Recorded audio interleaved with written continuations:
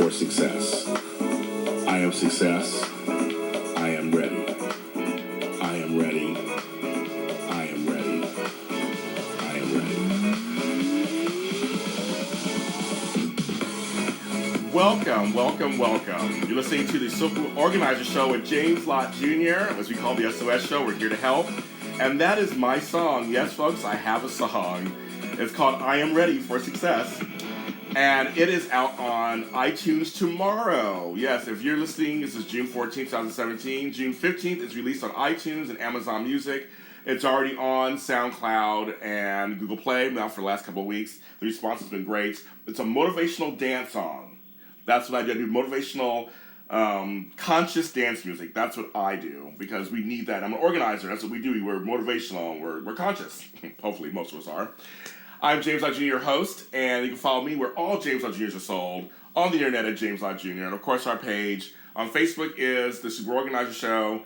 You can go to Twitter, it's the SOS_show. Someone else has the SOS show. I couldn't get it. Kind of crazy. And you just follow us there. And for all these episodes, I'm here on the road, as many of you know, for the next month. I'll be doing some more of these live shows. You guys have responded so well to my ones in the past. I did one earlier, which will be out there with Christy Lingo, live from Columbus. It's another live from Columbus, Ohio show, or it's Ohio show. I'll be doing 2 in Pittsburgh and 2 in South Florida coming up this month, so stay tuned for those. I want to introduce my guest before I do all my thanks and gratitude, stuff that I always do every show. My guest is just impressive. She has been an organizer since 2004. She's an Angie's List Super Service winner. She is with the NAPO Ohio chapter, and she's a director of is it communication technology? Did I say it correctly for them? Yes, that's correct. Okay.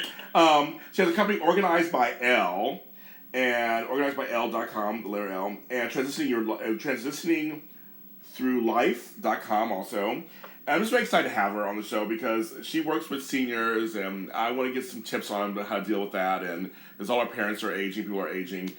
My girl, Miss Ellen Limes. How are you? Good morning, James.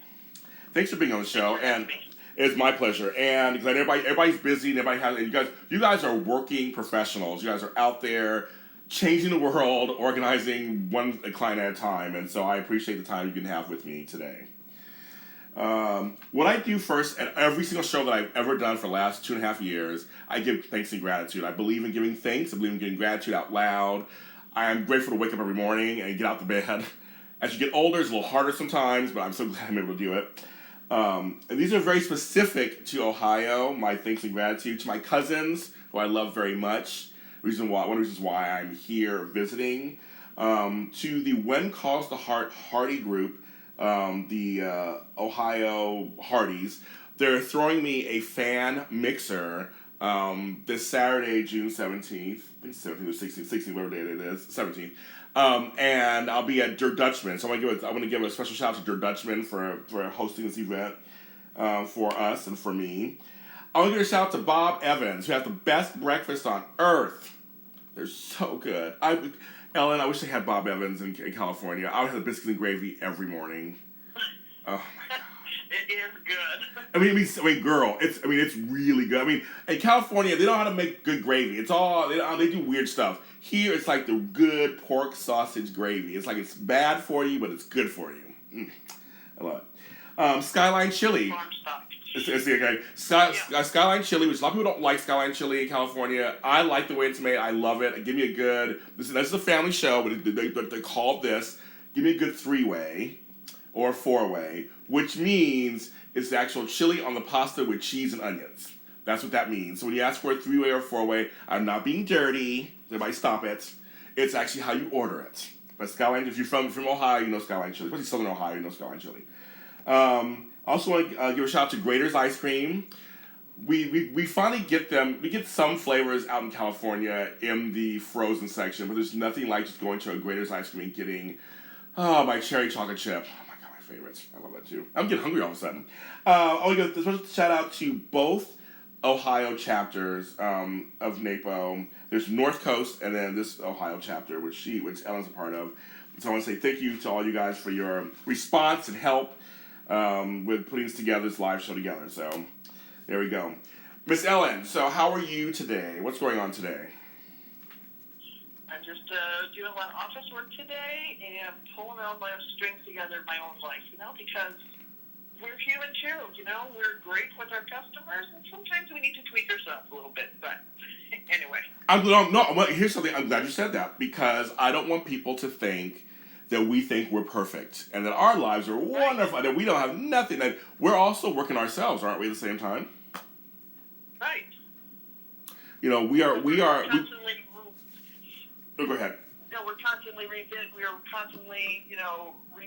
own stuff because this is working for a while, but then I'm in the throngs of college kids coming home, and I have talked with other clients, and until you see it yourself, they come home for the summer, and they're like, nothing wrong with leaving their junk in the living room for 3 months. Well, it's going to be moving in 3 months, but I can't live with this clutter for this long. We need to process it so it's ready to go back and ready to pack back in the car efficiently and get it back to your dorm.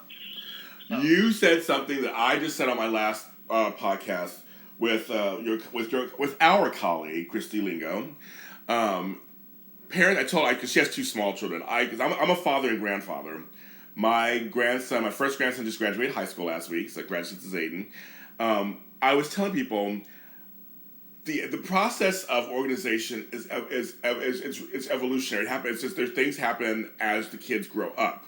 So you put a system in place. You're always, and you probably agree with this. You're always modifying, changing as they get older. I tell people out there, the myth is when they turn 18, you're done. It's a myth, people. It's an urban legend. Yeah, I know you agree with that, don't you? You totally agree with that. It's an urban legend. Yes, I do. It is not true at all. They're still around, and I love. It's Father's Day week this week, of course, and so I love my girls, I love my grandkids, and everything. But I'm just saying, it's just kind of funny. There's still stuff that needs to be done. I'm glad you touched on that. There's still things that need to be done to accommodate their new changing lives when they're in young adulthood, when they're going to college, when they come home for the summers or for Thanksgiving weekend or winter break. I mean, there's things you have to still deal with in terms of organization, isn't there? Yeah, it keeps going and going, kids, keeps going. But I'm glad you said something about this kind of we're always working ourselves. We're always trying to find systems that work for us too, because that better helps us help you. Wouldn't you agree? Right. Yeah. Yeah, absolutely. That's true. Now you have some impressive. I'm like the director of technology and communications for the NAPO chapter in Ohio. I mean, how did you get that position? How did you decide that's what you would do for them? Because I've held many positions at the NAPO Ohio chapter, so it's just moving on. We changed formats for our website, and we have some changes that need to be done, and then someone left, and so on and so forth. And part of it is a team approach too. So I work with another girl that. Both of us together, because there's a certain amount of accountability too. People think, why you hire a professional organizer, because can't you just do it yourself? Well, there's also the accountability of working with someone side by side that keeps you moving for, I find a 3-hour chunk of time is a good amount of time. And if you're working 3 hours by yourself, there's no way you're going to stay on task, and there's no way you're going to get the job done. But by being accountable with another person, then that helps you to keep moving along. And then, even being homework, before I come back for another appointment, try to work on this, because I'm going to be coming back and we're going to work on it some more or another area. But it's being accountable to someone else and having someone else's, ideas and thoughts to help you move on to the next chapter that you want to do is improving the organization in your own life. I like that. I like the whole buddy system. There's nothing wrong with that. When I went to school for life coaching, they gave us a buddy from the very beginning, and it was for that reason, for the accountability factor, and also just it can also make things fun too. Sometimes when you're organizing, so it make it it'd be fun when you're working on tasks together, and your personalities work well together. I mean, it's a great thing, and no man is an island, no woman is an island. We're not an island, so I think I have no problem with collaboration and working together. So I think it's great that you mentioned that. So what are some of the benefits for you has it been for joining NAPO? Some of the benefits for you? The biggest thing I think is just being able to talk to like people, like mindsets. When I first started organizing, I had a hard time going to people and saying, well, do it this way. Doesn't everybody do it this way? Why wouldn't you do it this way? This is how I thought. Why do you not do it this way? And we found out that not everybody does it this way. Nope. I often say, if everybody did things the way I would, then it'd be a much better world. But yes. That's not realistic. No. So that's what it's the flavor of life is different personalities and stuff. And if it weren't for these other personalities, I wouldn't have a business. But it's just being able to help people to live their lives the way they want to live it. If they want to have a little bit of clutter, then that's okay. But if the clutter is bringing them down, it's affecting the quality of their lives, then that's something that we need to address, and we can help them address that. I like to join NAPO because the first time I went to a meeting, I was talking to someone about something, or going to an office supply store, and they're like, "Oh, I love going to." I'm like, "Oh my gosh, so do I." Yes, oh my God, it's so true. So it's just weird things, quirky things that we like. Our spouses aren't always interested in what we do, so it's able to talk to someone else about, clients we've had, or it's also a sounding board. I've had a couple sticky situations that you talk to other organizers and like, how did you handle this? And how would you do it like this? And I've also helped other people too, just by having a different mindset in that same industry. So that is the biggest thing. We recently had a new member join in an organization. She's been organizing for 10 years, and she just joined. And she, after joining, she was like, I don't know why I haven't joined years ago, because this is just so great. Just being able to talk to other people with a like mind, like interest. We don't have water coolers to go to because it's an isolating job. We go to one client after another and another, and we don't have that camaraderie of being in the office together to talk to someone. It's about, different things. But the biggest thing is, I think, is being able to have that support system locally.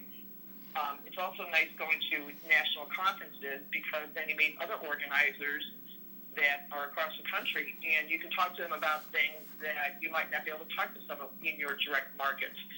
We're essentially in direct competition with each other, but we still have a nice camaraderie that, similar to realtors. Realtors get together every week, and they are all in direct competition with each other, but they still get together weekly and discuss ideas and plans and different things that are going on in their lives and different listings that they have. So it's, it's our own little team.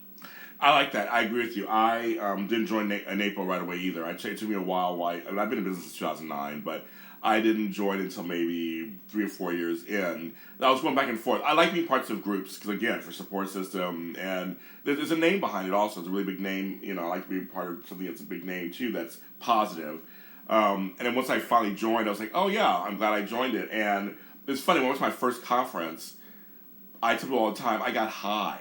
Like naturally high, being in a building with like 5,000 other organizers and people of the like that are paper professionals. And I mean, because every conference, if you've never been to a conference, folks, there's like an area for booths and stuff you can sell things, and they try to get your attention. Right.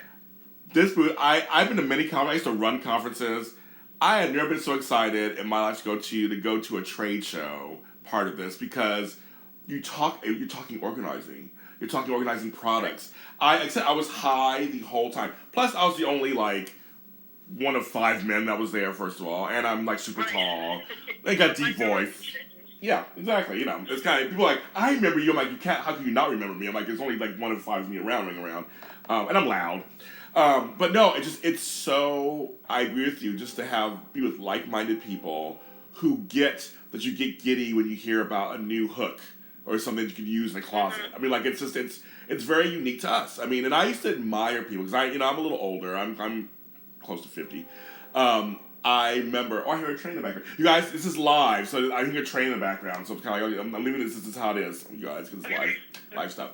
No, but I found my calling. I call this my calling later in life. I found it in my 40s. Yeah. And so you're great, you too. So for me, I used to admire folks when I was in certain industries, how excited when every article would come out and every news story, they would just devour it and we'd be out to dinner and they're talking about it. And I was like, this is just a job for me. This is not my career. Like, I was in insurance, I was in finance, they were just careers. Now I get it. I feel like Oprah. I get it. Like I get it. Yes. I totally get it now. Every article, everything I hear, other organizers, they tell me something on this show. I've done over 200 shows at this point, I think, of this show over the last 2.5 years, and I learn something new every time. I walk away just feeling so good. I'm so blessed to be able to have a radio show, and probably just don't get me started how happy I am about that.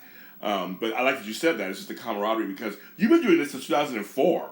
So you did it. I mean, you've been doing it 13 years. Wow. And so how is it like, kind of? And I still love it. And you still love it. You wake up and you're like, this is what I'm supposed to do. Mm-hmm. That's great. Right. That's good. That's exactly right, because I need to. There's, in my past, we all had different jobs in our past, and when you're not liking it anymore, that's the time to move on. And it's so hard for people to move on, that they know they don't like it and they're miserable, but they're afraid to move on. And then once they do move on, they realize, yes, it was a good call I should have made a long time ago. But like with this, ever since I've done this, I still enjoy my job. So that's good for my clients to hear.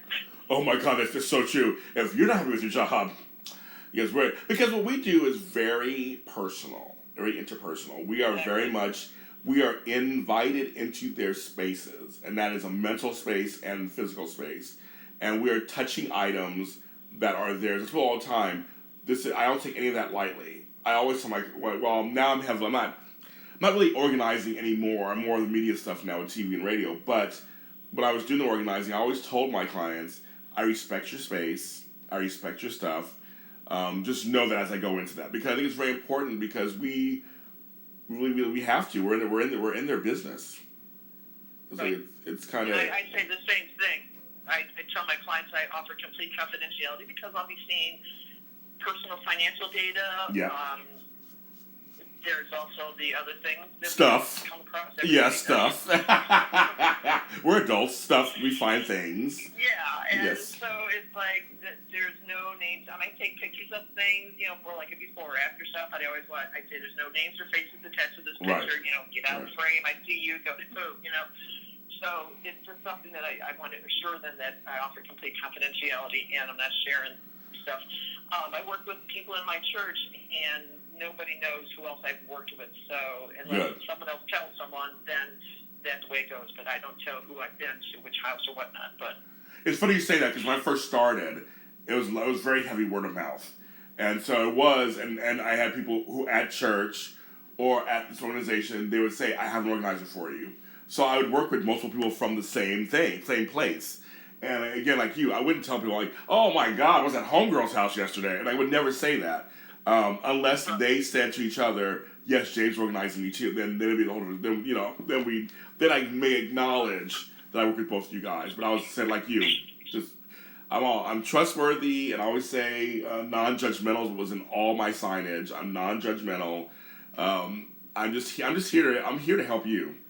I mean, that's basically what's going on. I mean, I'm not here to judge. I'm not here to tell gossip. I'm here to make sure that your life can run as smoothly as it can for you. That's my job. That's my goal, right? Right. And we're that unbiased third party that can help them with things that sometimes, they might have a friend that has offered to help them because their friend is very organized, but sometimes it's a little too personal when you got a friend involved. So, we become friends, but we're not doing things socially, and we're not judging, because even though they are your friends, they might chit-chat a little bit, and there's some things that you might not want your friends to see or talk about or whatever. So that's the other part of it too. That's nice, that we can help them like a friend, but we're not going to be sharing this personal information to anybody else. That's very true. That there's something to be said of having a person come in who you can become close with on some level and work with. You kind of have to get close on some level and work with, but there's still a personal distance, in a sense, that in a good way, that they're not going to be so-and-so going, God, well, I was at her house, she's just so messy. You might, as a friend, you may tell your friends about, oh my God, I was at Sheila's house, it was crazy. Like, we won't do that, because we're not friends with your friends. We're not going to go around, we're not part of your family. We're not going to tell Granny, you threw out her sweater 5 years ago. Like, we're not going to tell that kind of stuff, that friends do. So I think that's a really good point you brought up, and that I haven't really thought about in a long time. That's a really good point. At 2004, did you know there was an industry? Because I mean, the industry is not that old. I mean, it's maybe like 30 years old, 20 something like years old. I mean, did you know it was an industry when you got in it? No, actually, my youngest daughter was going to kindergarten. I believe this is how it transpired, but I just offered to help my mother-in-law go through some closets, and there was the standard 4-bedroom house, and all the closets were full. She's very organized herself, but the kids had moved out, but there's stuff in every closet. So we started going through these closets, and she showed me an article in the paper she read about that they were forming this NAPO chapter, the National Association of Professional Organizers, and they were forming an Ohio chapter. And she said, "You could do this." I'm like, "Oh my gosh, yes!" And I love doing this. So I went to one of their meetings, and it was one of those, yeah. I found my like people, and I ended up joining, became a charter member. They got their charter 5 months later, and I've been with them ever since. So it was, thanks to her that I even got in this industry, because I'd never heard about it before. And it was before organizing was in and before Quarters was, everybody knows. Exactly, right, exactly. Yeah. So it was nice to get into that. So, and it does take a while to establish yourself as, your own business and to get business. So I was very fortunate that my husband was the breadwinner, and I was able to bring this money, and I, supported my business, because there's not a lot of expenses. I didn't have to have an office. I didn't have to have, this was also transitioning with phones and stuff, so I didn't have to have an office phone, and I had my cell phone, but so there weren't a whole lot of expenses, so I was able to support the business itself. And then over time, we chose to send our girls to private schools, so I was able to pay tuition. So I was very proud of myself for being able to, slowly be able to, add that, additional income to our budget. So it was nice that I had someone to support me too. So because it does take a while in any business to establish yourself and get that client base. So if someone is able to do it, I think it's very rewarding, and I, like I said, I still enjoy it after 13 years, and it's nice to be able to, as a mom with young kids too, I was able to have a flexible schedule that I was able to work for clients, but then I was able to get the bus, put the kids off the bus. But just talking to other organizers as well, to learn that there's this conference, and to, when you go to your first conference, you're like, yours experience too. It's like, oh my gosh, so many like people. No one else can imagine a room with 4,000 other organizers and the same wacky mindset that we have. But it's very enjoyable. So. It's funny because you bring up several things that I it's shout out to your husband, first of all, for his support for you. That's just amazing. You were able to work that out, and to your kids. It's Father's Day this week, so happy Father's Day to your husband. That's great to have support. Also, two, you bring up a point that's really important. Now my listeners range from people in the industry, people starting in the industry, to people who just want to get organized. And so I want to say directly to the folks out there who are thinking about having this as a career, or you've just started, this is a business. And Ellen brings up a good point about this. It takes a lot of hard work. There are certain expenses you don't need, which are very fortunate in some ways, but it's still a business. You have to think that way if you want to make this work. It can work. She's making it work in Ohio. It can work anywhere, and it's organized all over the world. But that you have to really be ready to put on that business hat, and to go along with your confidence that you are good at what you do, but also that you should be getting paid for being good at what you do. And that's very, very important. And I think that I just think people need to really, I can't press upon that enough, because that was something that I'm business minded. So for me getting into this, I approached it as a business when I came in. Even though it was my calling, I was ready to get in. But I meet so many people who are just like, I can't get clients, or this isn't happening for me. And I'm like, are you really sure you're thinking about this in a business? You are the commodity. You are the brand. You're gonna think of a brand, of course, but it starts from you. I mean, it's you. And I'll say this on other podcasts, Ellen. Tell me if you agree. I don't think there's any. I've had this talk with several people on the show. I think we're the only industry besides maybe healthcare, possibly education, that everyone could use us in some form. I mean, there's so many different components to organization. I mean, there's so many different, or decluttering or editing or whatever words you want to use. I think there are. I mean, we are one of the few industries that everyone could use. So there's plenty of work out there, correct? Absolutely. Because I always tell the story of this one client that they moved from a different city to Columbus, and I was working with the wife, and her husband came home from work, and he's like, we had 6,000 square foot home where we lived before. This is only 4,000 square feet. We just need to move because we don't have enough room. Like, whoa, you can't get 4 people to live in 4,000 square feet. So you expand the amount of room you have. So if you have the room, people think, well, I don't need to get organized. I've got plenty of room. But if you really think about it, because eventually you're going to be downsizing, whether it's to a smaller house, a condo, a assisted living, or upstairs even, you got to be downsizing. And what are you going to do with all that stuff? I just dealt with my uncle's hoard up in Michigan, and that was quite the experience. That it was the literal level 5 hoarding, that there was stuff to the ceiling. So wow. It's just how much stuff do you have in your life? And there's people that, we got closets and nooks and crannies everywhere. And once you start to move, you just got to open up every little drawer of space, and you don't realize how much you have because you can pack it everywhere you go. I had another client that was downsizing to a condo, and she said, well, I'm just going to move this. I'm not taking this dresser, but I'm going to just dump the stuff out of the drawer in a box, and I'll deal with it later. I'm like, no, we're going to deal with it now. Why do you want to deal with it later? Just do it. And in 15 minutes, we had that drawer cleared out, and that you didn't have to deal with it later. So right. Just working with people that, in different aspects of their life that, we're constantly revisiting this stuff, and constantly, we should be looking at, our clothes. So many people have so many clothes, and they're crammed in the closets, and you can't see them because there's so many, and we're not wearing them all.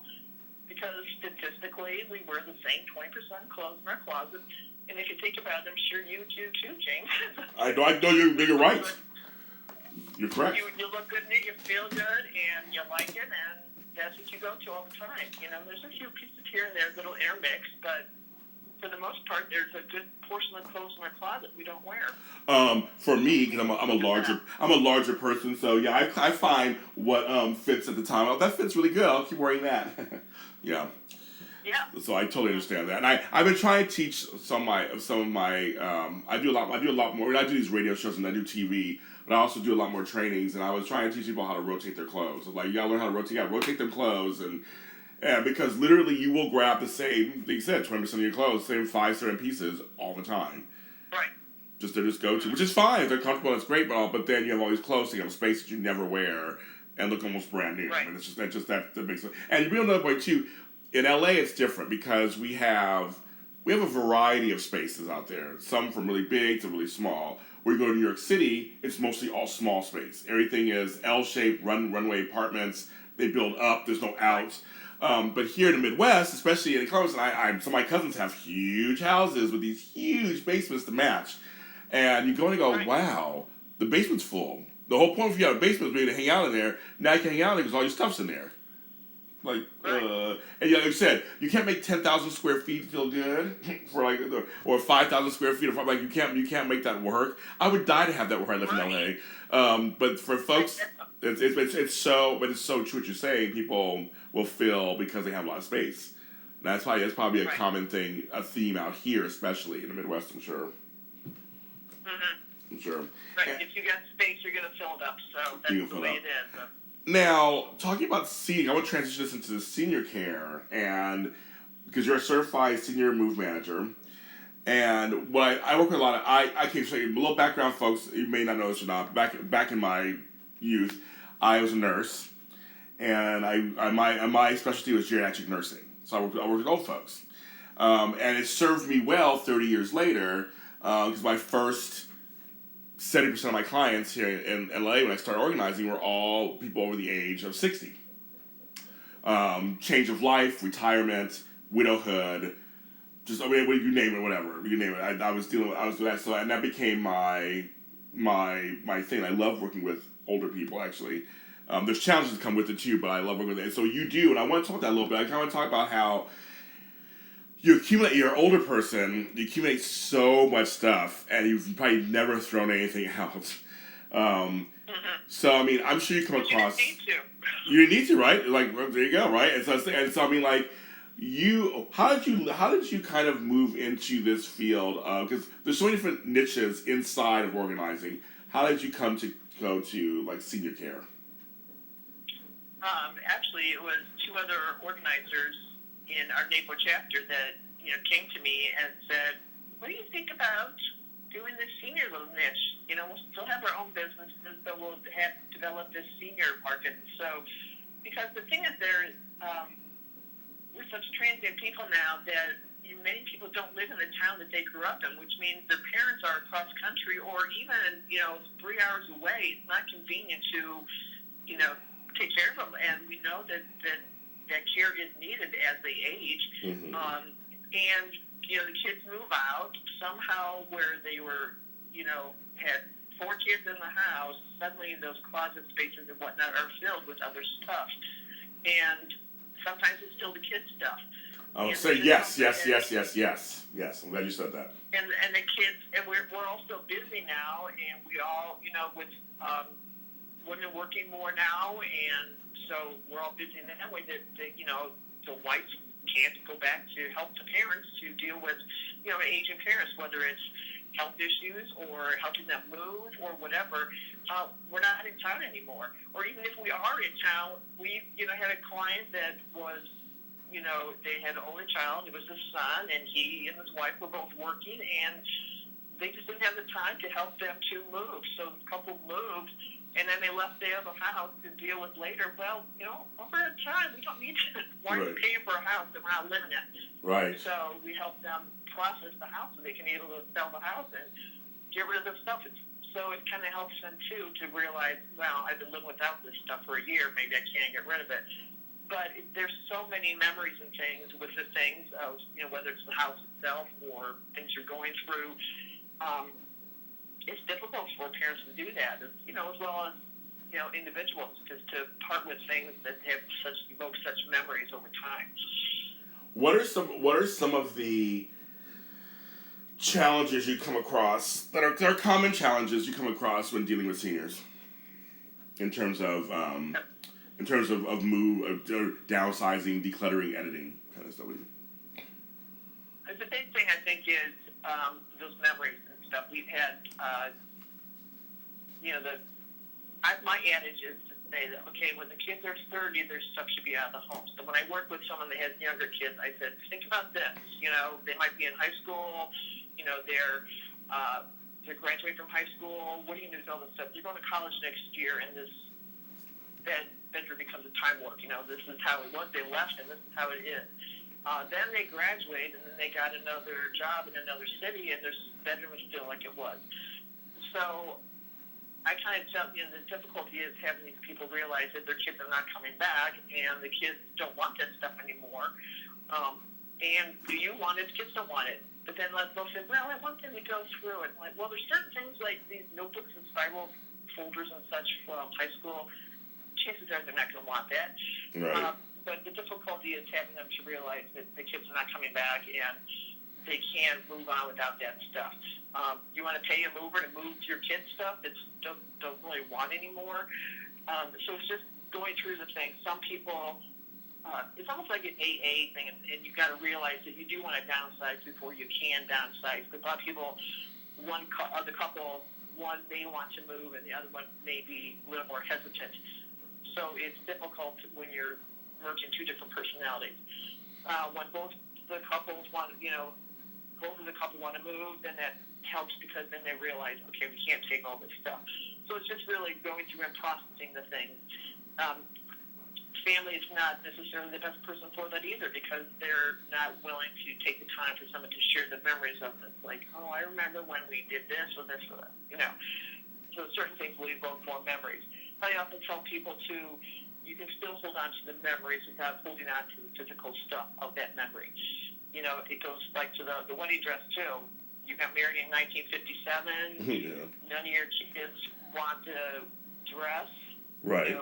You still remember your wedding day without having to have the dress on, So right.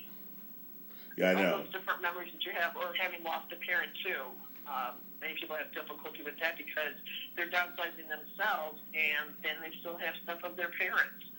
That's true. Yes. When we were dealing with my uncle's Ford, we found things in the attic of, Howard's baby clothes, who was my grandfather, who was born in 1894. Wow. And okay, that's neat, and some of it was okay. It was still amazingly, wrapped up in brown paper with twine while they packaged things before Ziploc came along. Oh yeah. It's But it was. I feel bad because we're the edge of the line. It's like if we don't want it, we're going to get rid of this. It's been around for over 100 years, but right. we don't need it. So, that's kind of difficult too. But being a practical organizer, I was able to partly some, but I did take some stuff for myself. But it's just being able to process all those memories of life that, you can keep some memories, but you can still hold on to memories without the stuff. That's a good point. You can hold on to memories without the stuff. I think it's a very thing we need people to realize, that not every single piece of paper needs to be held on to because it reminds you of something that happened 30, 40 years ago, or 10 years ago, or 5 years ago. There are certain documents you have to keep, of course, for a length of time. We'll organize those, put those in place. But we're talking like anything. It could be just a paper of something written by your mother and you miss your mom.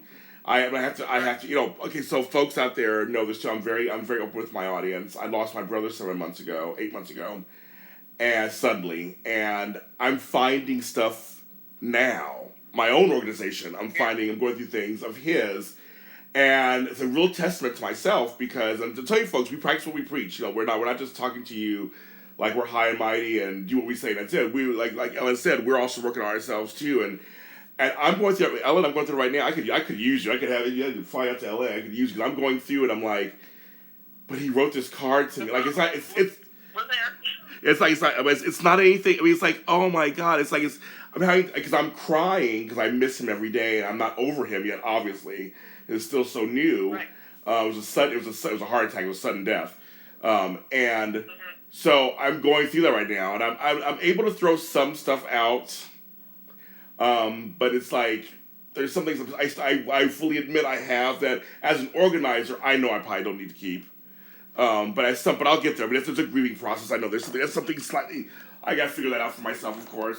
Or maybe I'll hire an organizer myself and have somebody help me. Who knows? But I really am going through that right now, and I'm finding things of his and I'm like, oh, I don't really need that. There's 5 of the same picture. Well, what I decided, here's a tip for people. This is one thing I did decide to do. I found duplicates back in the day when you took pictures. I found a couple duplicates, so I took the duplicates and mailed them to other people who loved him. Good. So I did do that. That's what you need to do. Right. And then there's also if you imagine, I'm not sure how your father lived or whatever, but there's, if you imagine someone, loses a parent, and they go to the house, and the house is neat and orderly, and that's fine. They can go through it slowly and whatnot. But if you imagine a hoard or, excessive stuff, the people that have to go process that after you've died, they're grieving, so they're emotional this way, but then they're also angry because you've left them with such a disaster. Yes. And it's very hard to deal with that. And so they're frustrated, they're angry, but then they're also grieving, and it's hard to grieve properly when you're frustrated and angry with your parents for leaving you with this thing. I know someone that I see all the time, and she's like, I've been trying to tell my mom, and I'm like, and she just laughs. I said, well, that's your coping mechanism, but it's just something that it's an AA thing until she admits that she needs the help for this hoarding, because there's a psychological component to that, and there is therapy that can help that somewhat, but there's a lot of baggage that goes with hoarding. Just doesn't happen overnight. It's a lot of emotional baggage that has created this that's true. cause in their life. It But should. it's not something you could just fix by getting rid of all their stuff while they're living, because they'll just hoard again. So That's true too. it's very difficult. Glad you said that. Yeah, the solution, I say all the time, the solution isn't all, because whenever I say I'm a professional organizer, are you going to make me throw my stuff out? That's the number one questions. Well, number two question is, do you work with hoarders? Right? It's always that kind of thing. But the thing of the TV show. But one of the top questions I always get is, you're just going to make me throw my stuff out, aren't you? I'm like, no, that's not. We understand that's not the solution. That's that's like saying, we're going to knock out all your teeth, and just because, and you hold a set of teeth where literally 2 teeth maybe need to be changed. Like, we don't gonna do that. It's like it's completely a process. We get that you got there somehow, and that's what's important for us to figure out and set up systems for the future. I always say, I learned this from a guest on my show. We're always thinking about your tomorrow self. So I say, think about your tomorrow self, and because you deal with the present and the past today, that will greatly help with tomorrow, and anybody has to deal with you or yourself the next day. It's like it'll make things easier, and you won't spend 17 minutes trying to find the keys, to your car. It's like that's we do. Go ahead.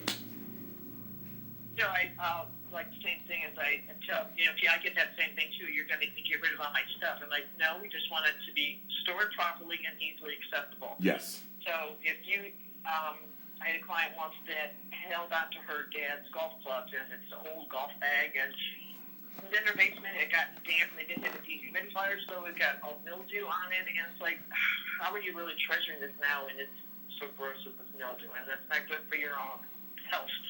So we want to store it properly and make it easily accessible. If you have boxes and boxes stacked on top of each other, you want that bottom box. That's not easy to get to that bottom box. So whether it's doing shelving and using vertical space, that's what you need to use. If you don't have the horizontal, but within reason, to store things, and so you know what is in a box without having to open up the entire box, whether it's marked with what it says or to clear tubs or whatever. And you don't have to have pretty tubs for every little thing that you have. You can use a cardboard box, but we want it to be marked properly, so you know what's in it. So people think that you need to have, pristine tubs and everything, but there's also good enough organizing, I think, too. Yeah, and you bring up a point, too, and this is for anybody, period.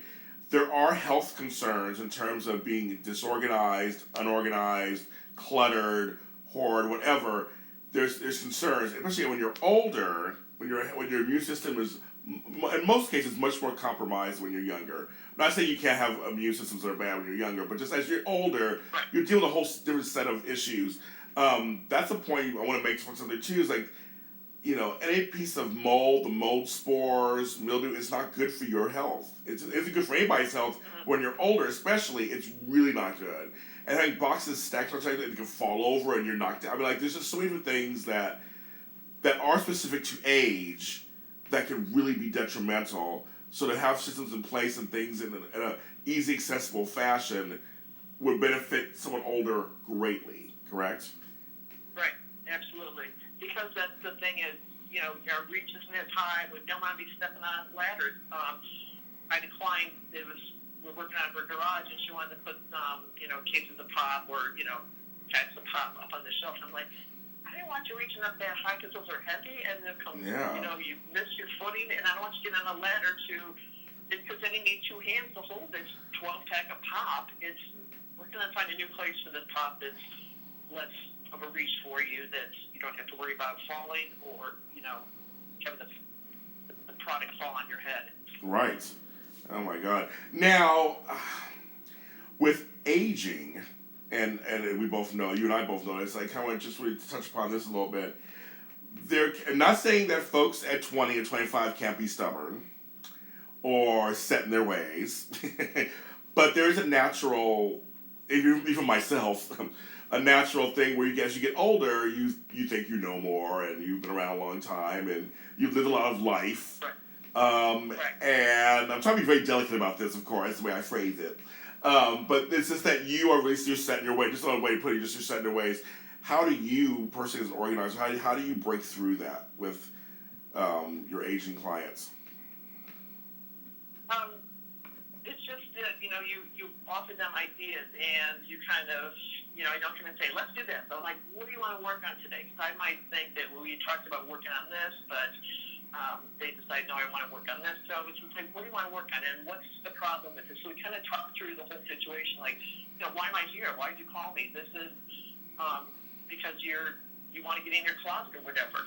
That same client that I was talking about in the garage, she had a desk that one time, it was at the garage, and she decided that, she's going to sell it. Well, then one time I was there, I helped her haul it out to the street. So while we were working, we thought maybe someone would drive by and pick it up or whatever, and they never did.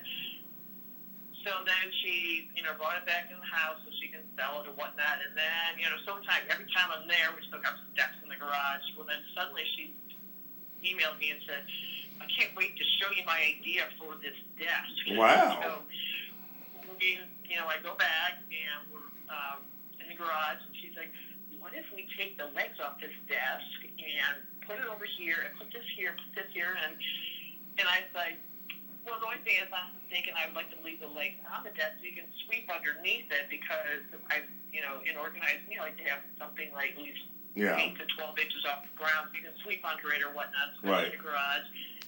And she said, no, I want to take the legs off, because once it's there, nothing will get under it because it's be there. Okay.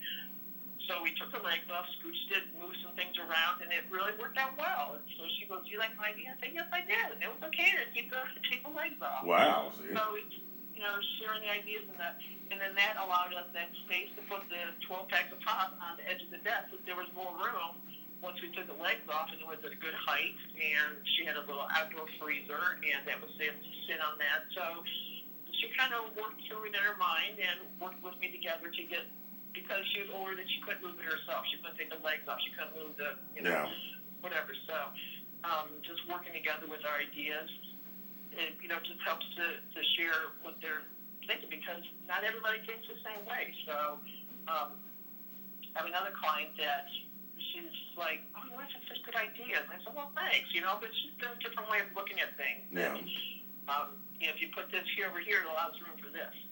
And I think as a professional organizer, too, it's just I have a good spatial planning type of thing. So I can look at something and, this will fit, or no, this won't fit. And I always have my tape measure with me. I'm always measuring things. It was funny, my one daughter moved out, and her sister said something like, well, what if we put this over here? And I said, well, it fit. And the other daughter said, don't ever question mom when a tape measure is involved. yeah. Oh, that's so funny. It's funny. I travel with a tape measure too. I would a tape measure with me right now. I'm looking at it right now. It's so funny you just said that. I always bring it with me. I don't know why. I always feel like I need it for things. I mean, I might be at a friend's house. They're like, I'm trying to get some curtains. I'm like, I got a tape measure. Let's measure. That's kind of funny you just said that. I carry one with me all the time.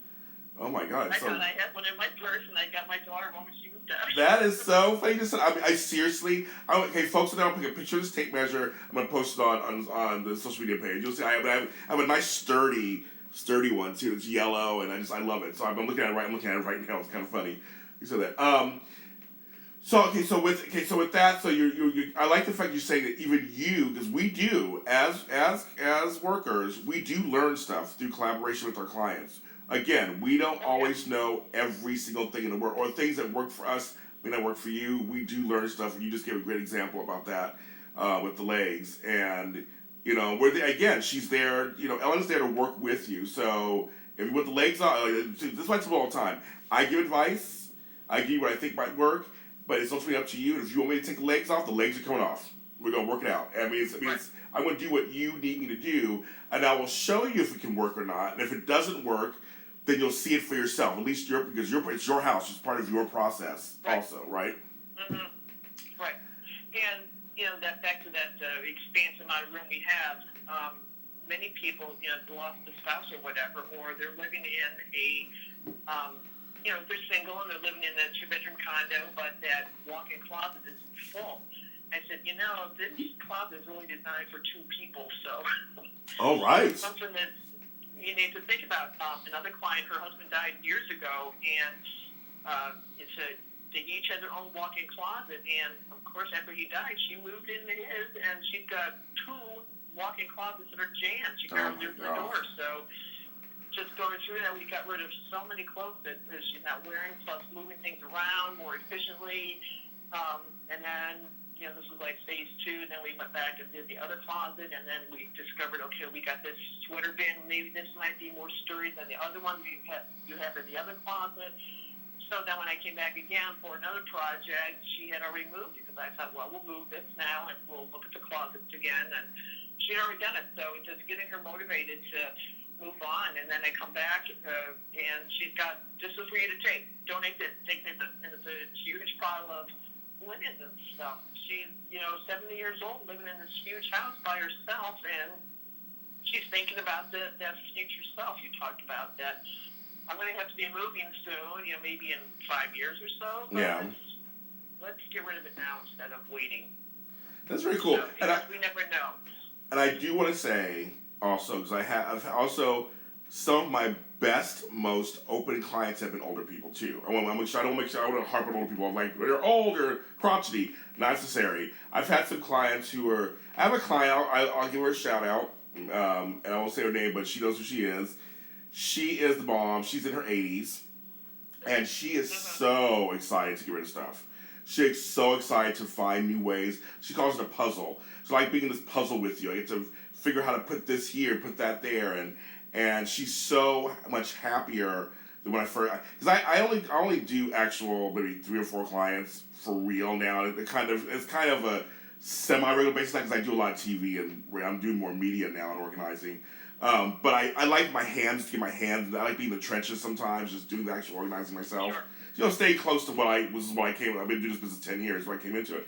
But she is one of my easiest clients. Like, just because she's older doesn't mean anything. She's so like, okay, what are we doing today? So a punch list of what she wants to hit on, and we try to do all the things she wants to hit on in terms of organizing. And she's so open and just like, because she feels the opposite. She feels freer.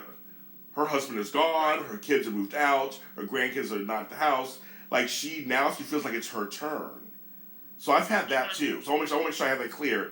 That I'm not going to harp on old folks all the time to say that no, that some of my best clients and most open clients have been people who are older also. Right.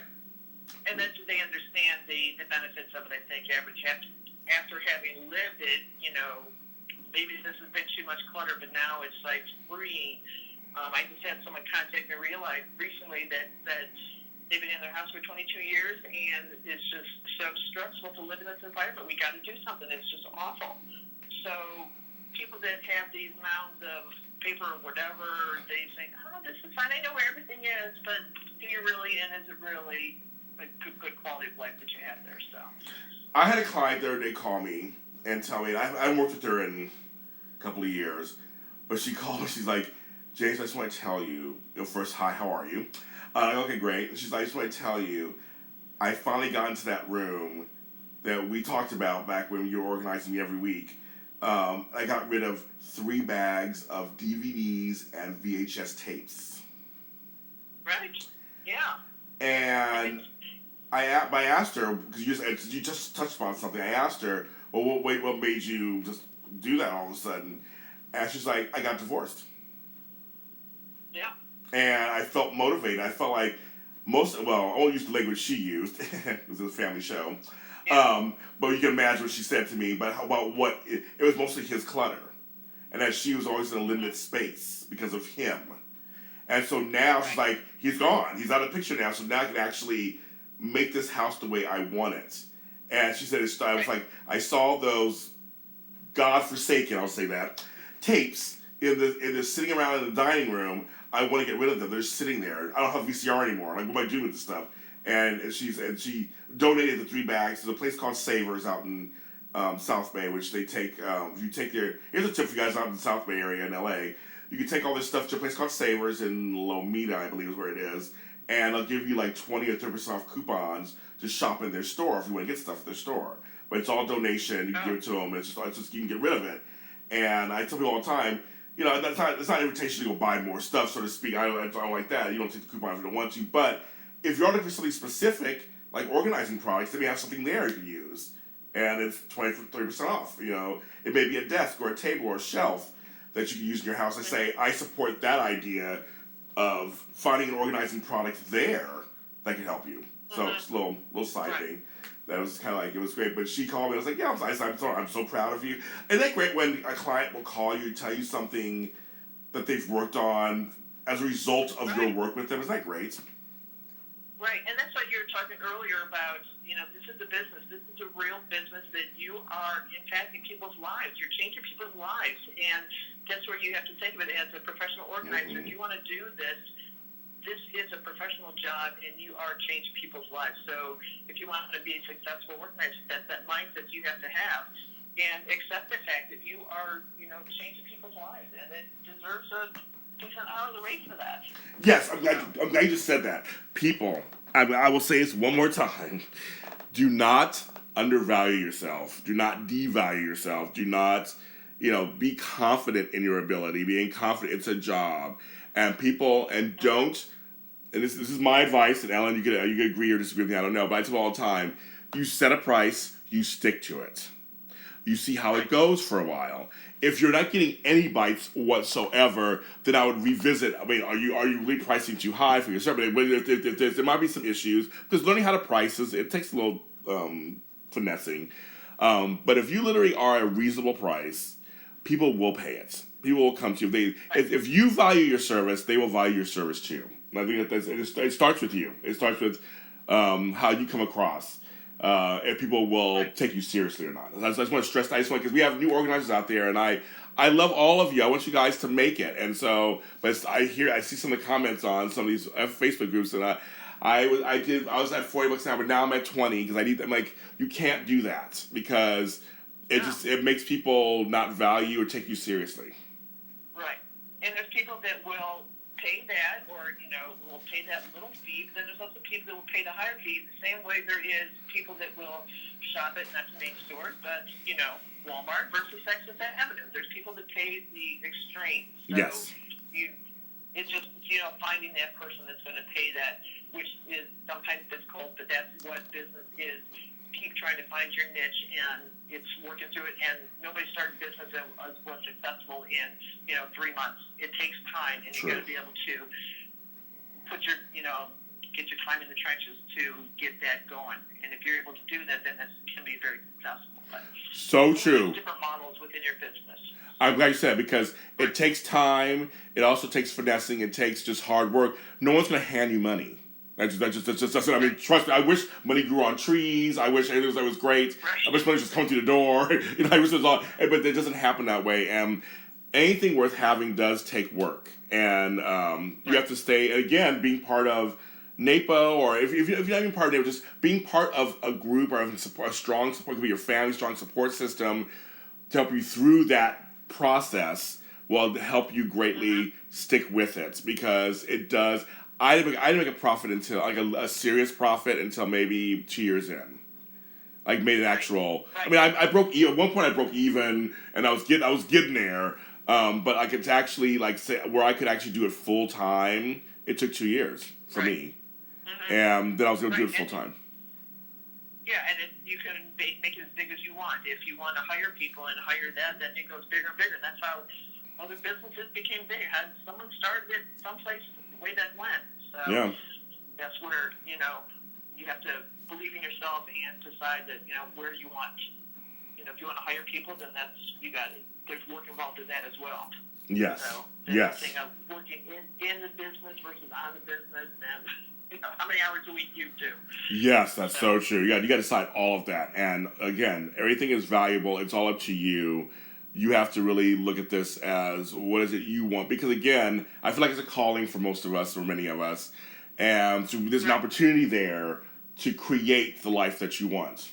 That many of the jobs, you're not able to do that. So I talk to so many organizers out there who are like, I'm home with the kids by 3:30, or I get to go on these trips on the weekends, or there's all these great things that come out of making the schedule and working very hard to build a business. And we all want to support you, and I support all of you out there who are listening, who are trying to build an organizing business. I think you can do it. I'm behind you 1,000%. You can totally do it. Ellen and I are doing it. You can do it. I mean, I start from scratch, and I didn't have anything special that was like, I'm not a trust fund baby or anything. I mean, I started everything from scratch in my 40s. I built a business, and now I'm on television and radio. I mean, I'm very blessed. Yeah.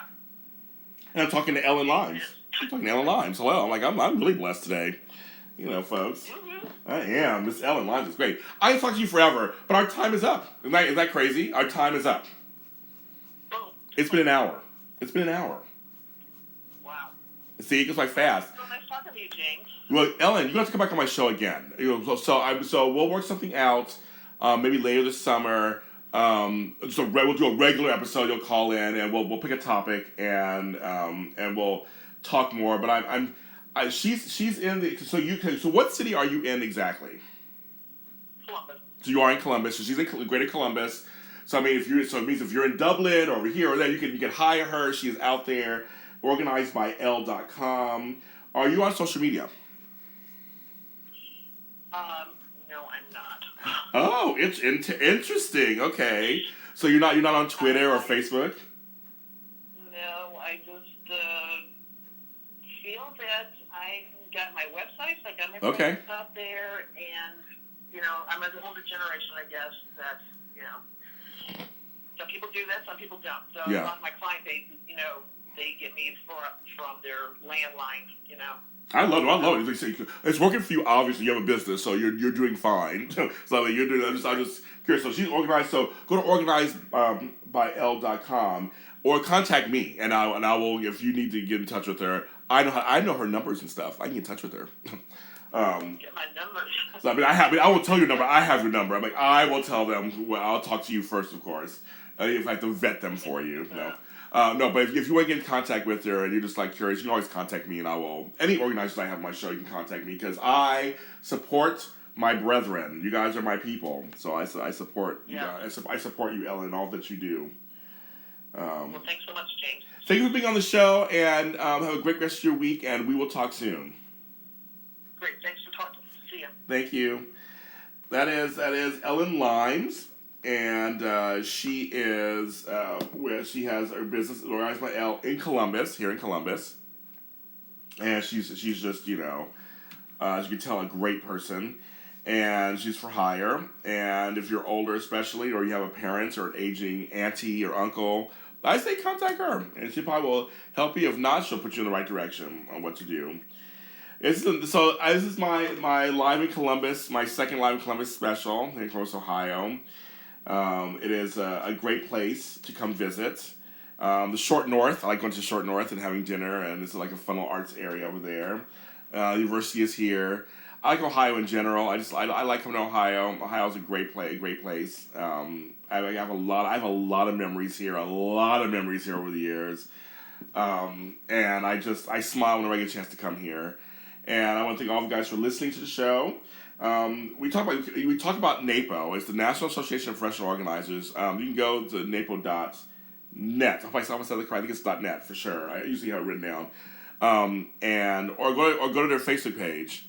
And you can find them if you want to become a member. If you're thinking, I want to become a member of them, there's chapters all over the country. There's also the National Association. You can join them there and talk to them and see what they can do for you.